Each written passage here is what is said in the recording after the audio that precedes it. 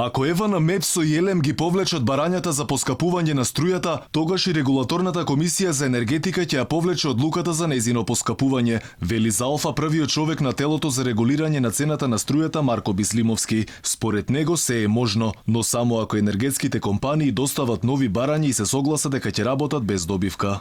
Доколку енергетските компании поднесат нови податоци до регулаторна комисија за енергетика и прифатат во 2020, првата половина на 2021 да работат со загуби, исто така и да ги прекинат сите инвестициони активности, особено МЕПСО, ЕЛЕМ и електродистрибуција, доколку се согласни на тоа, може да поднесат барање до регулаторната комисија за енергетика и ние веднаш ќе пристапиме кон промена на цената. Според Бислимовски, со овие цени кои се одобрени, енергетските компании ќе работат само за да ја преживеат годината.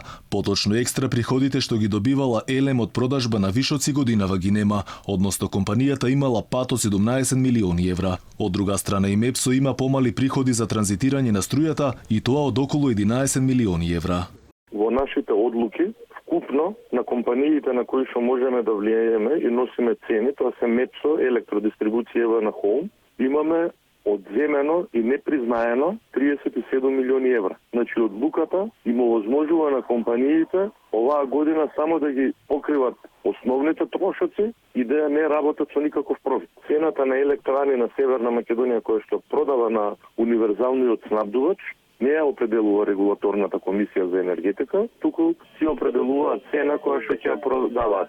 Ако струјата поскапи за 7,4% колку што се најавува, од Сојузот на синдикатите на Македонија бараат изголемување на платите колку што поскапува струјата. Првиот човек на ССМ за Алфа рече дека оваа одлука е избрзана.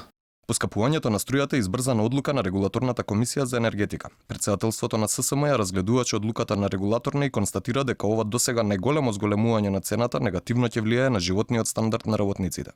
За поскапувањето на струјата претходеа бројни реакции во јавноста. Протести со барање за поништување на одлуката се одржаа во Тетово, Куманово, Дебар, Гостивар и во Скопски Чаир. Граѓаните рекоа големо не за поскапувањето и најавија уште помасовни протести.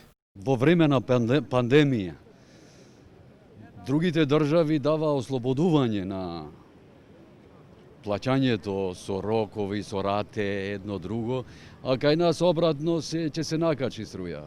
Ова е катастрофа, уште ова ни фалеше. Тама работа.